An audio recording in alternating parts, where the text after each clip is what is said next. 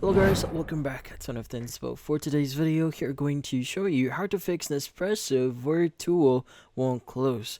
So if you're interested, let's get started. So in this case, just in case your Nespresso Vertuo won't close here, there are going to be a few things that you want to do. So first is you want to check for any obstructions here. So you want to open up the machine head, inspect the capsule area. Now look for any stuck capsules or debris that might be blocking the closing mechanism. Now remove any jam capsule and clean the area thoroughly.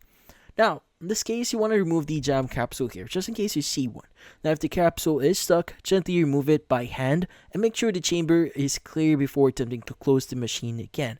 Also, you may want to examine the actual machine head here and lever. So check if the head and lever are aligned properly. Now, if they seem off, use a gentle pressure to realign them. And also avoid using too much force here, as this may damage the internal parts.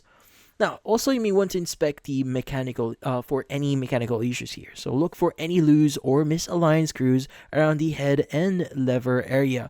Now, find any, carefully tighten them with a screwdriver, and also check if the lever feels too stiff or too loose. So this may signal an internal issue. If none of this actually work, well, in this case, it's time to contact customer support.